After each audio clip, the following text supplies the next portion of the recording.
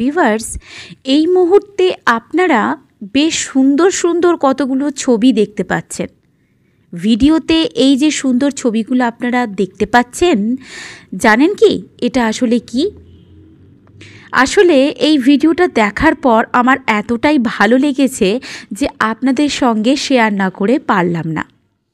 তো এই ভিডিওতে আপনারা এই মুহূর্তে যে ছবিটা দেখতে পাচ্ছেন বা যে ছবিগুলো আপনারা দেখতে পাচ্ছেন, সেগুলো কিন্তু একটা প্রজেক্টের অন্তর্ভুক্ত, যেটার নাম বালা প্রজেক্ট।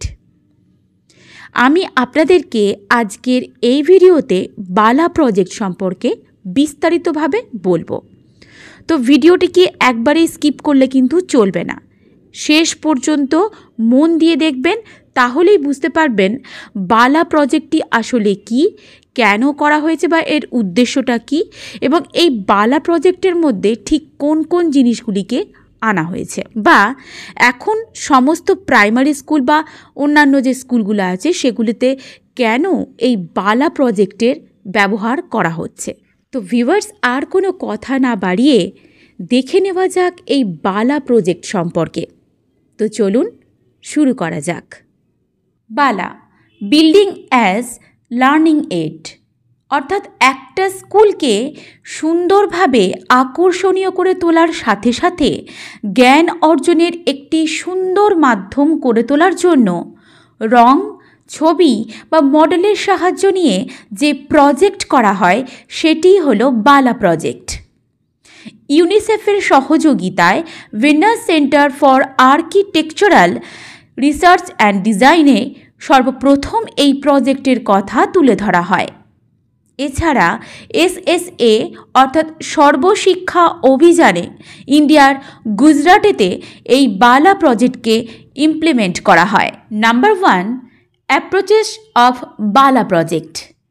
বালা প্রজেক্টের দুটি স্তর আছে, যেমন নাম্বার 1 স্পেসেস এবং number 2 built elements.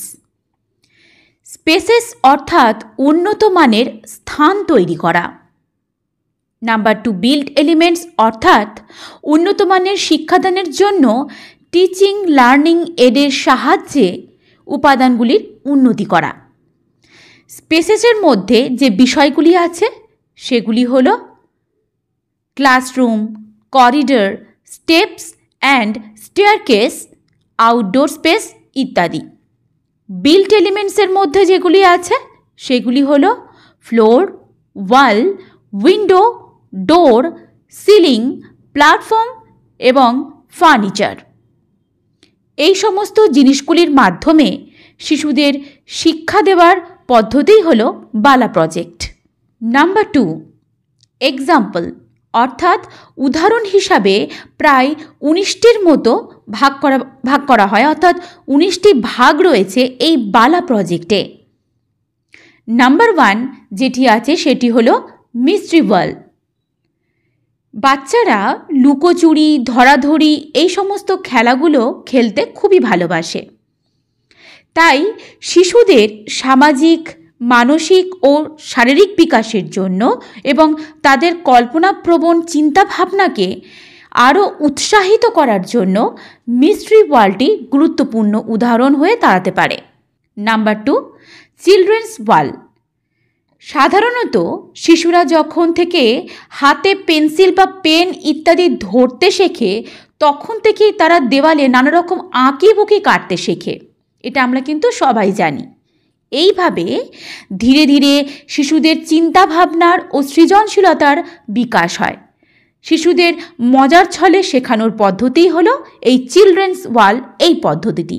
Number 3 classroom map and outdoor map. শিক্ষার্থীদের এক প্রকার বিমূর্ত ধারণার সাথে পরিচয় করায়, যেমন ম্যাপিং এবং কিভাবে বড় এলাকাগুলিকে কাগজে উপস্থাপন করা যেতে পারে সেটিও শেখানো হয়। এটির উদ্দেশ্য হলো স্কেলের মাপ, কোনো স্থানের অবস্থান নির্ণয় ইত্যাদি বোঝানো। উদাহরণ হিসাবে আর একটু বলি, গ্রিড লাইনের ব্যবহার, টপ ভিউ বোঝা, ল্যান্ডমার্ক সম্পর্কে জ্ঞানার্জন করা, মানচিত্রের ব্যবহার করে সঠিকভাবে নির্দিষ্ট নির্দেশাবলী অনুসরণ করে শিক্ষার্থীদের এগুলি শেখানো হয় বা তারা এগুলির মাধ্যমে খুব সুন্দরভাবে শিখতে পারে। Number 4, classroom library. বাড়িতে ও স্কুলের বাইরে শিশুদের কল্পনার জগৎকে আরও উন্নত করার জন্য এটি হলো একটি পদ্ধতি যার সাহায্যে শিক্ষার্থীদের বই নিয়ে প্রথম অভিজ্ঞতাকে আনন্দদায়ক করে তোলা যায়। প্রতিটি শ্রেণীকক্ষে এই রকমভাবে যদি লাইব্রেরি রাখা যায় তাহলে সেক্ষেত্রে দেখতে পাবেন যে বিভিন্ন বয়সের উপযুক্ত বই থাকলে সেই সমস্ত বইগুলো নিয়ে তারা সেখান থেকে পড়বে এবং সেখান থেকে কিছু শিখবে।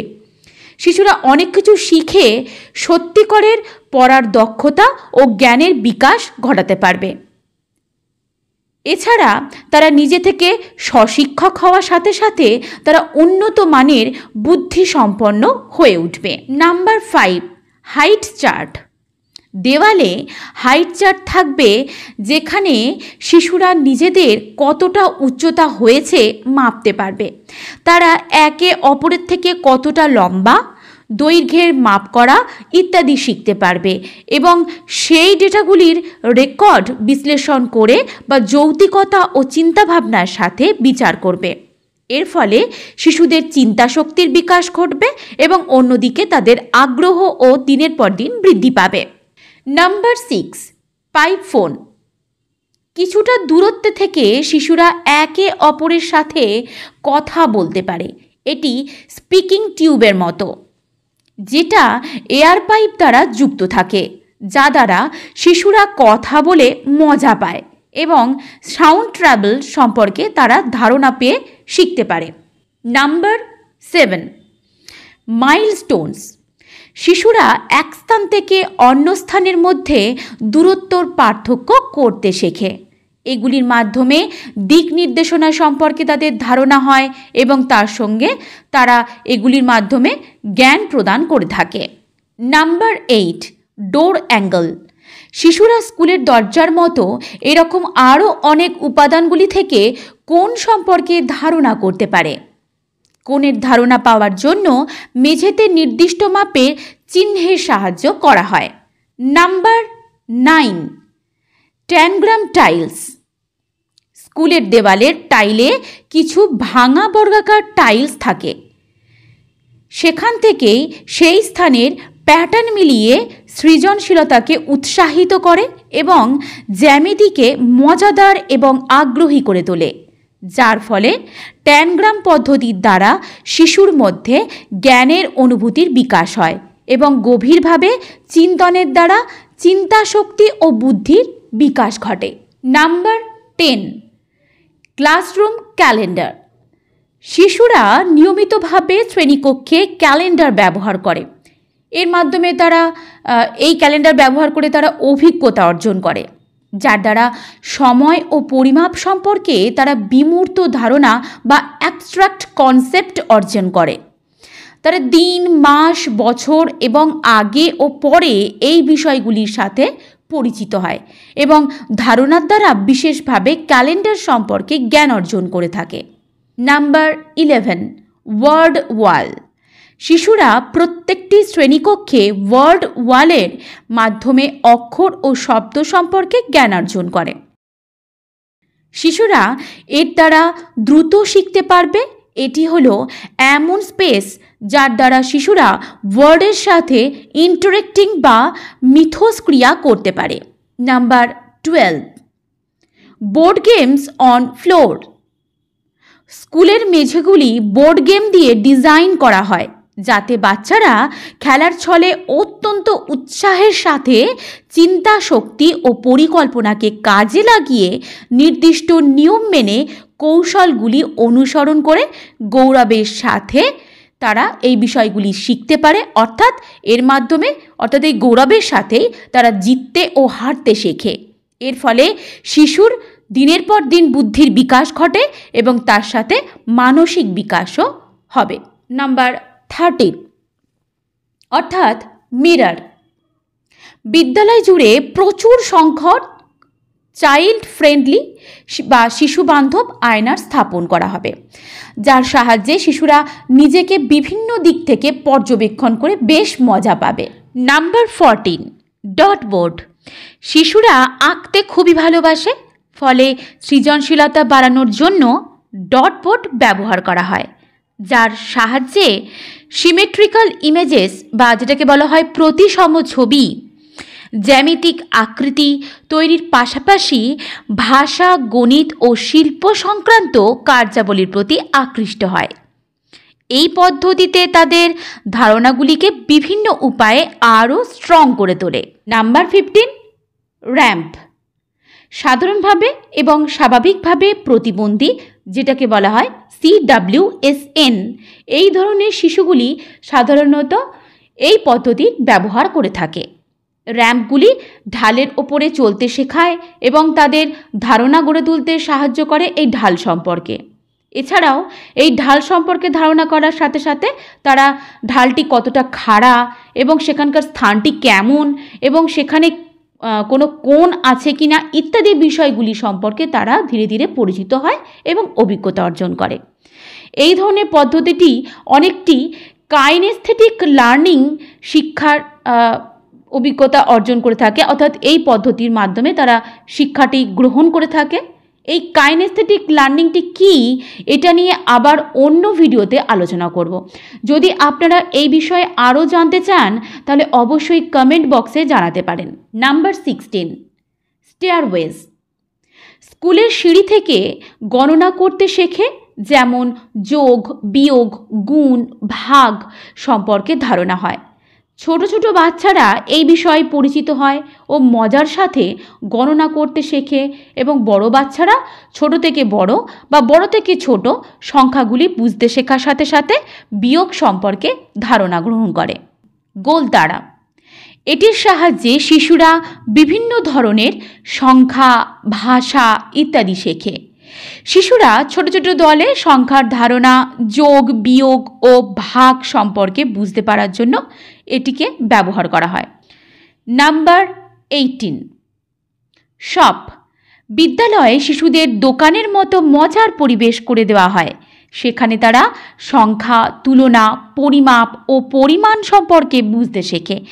কিছু শিক্ষার্থীরা এখানে দোকানদার হয় এবং কিছু শিক্ষার্থীরা এখানে গ্রাহক হিসাবে কাজ করে।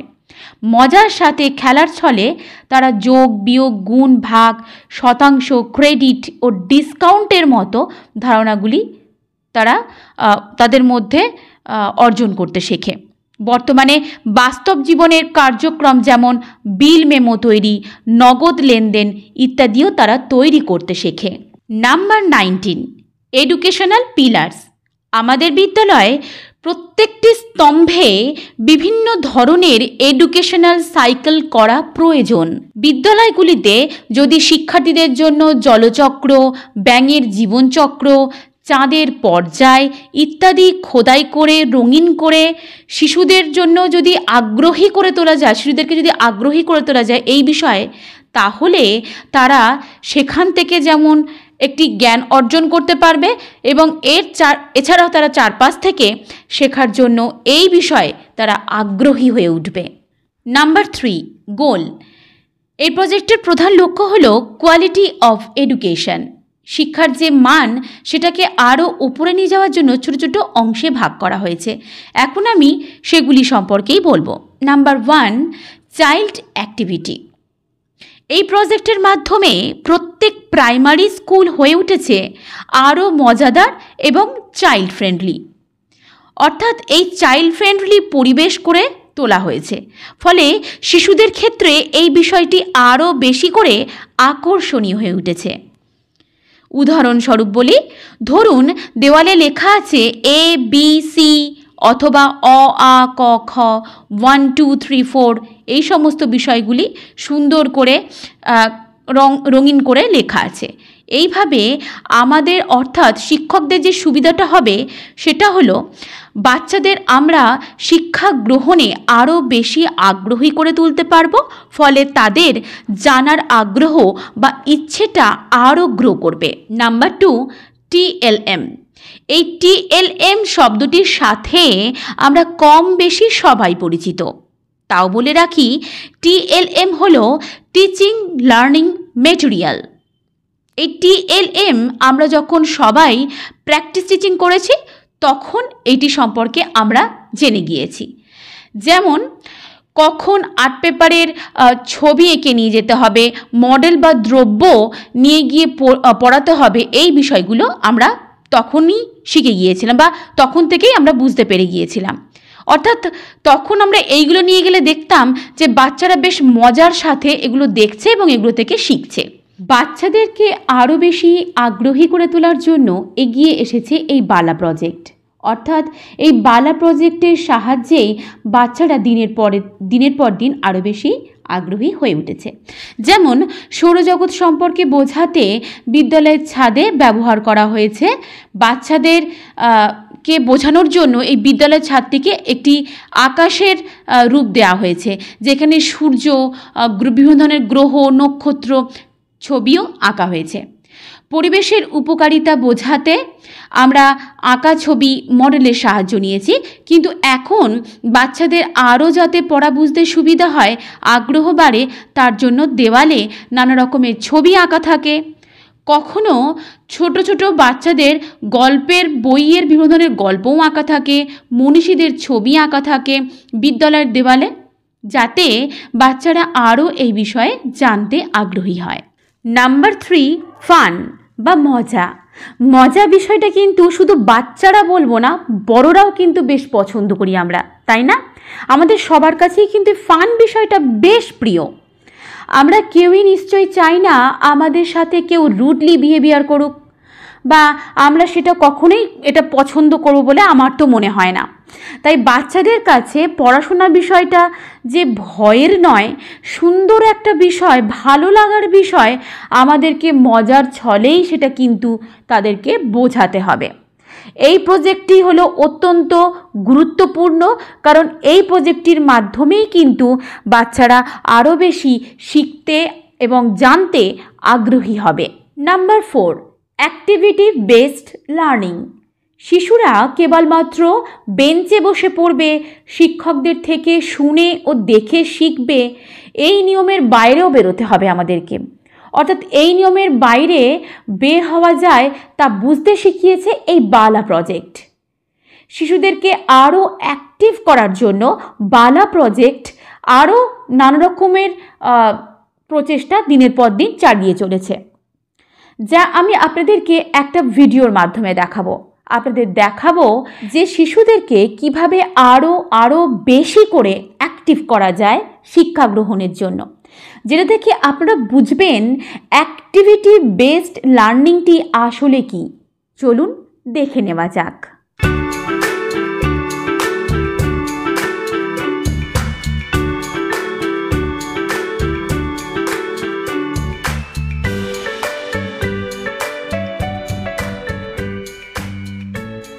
Number 5, CWSN।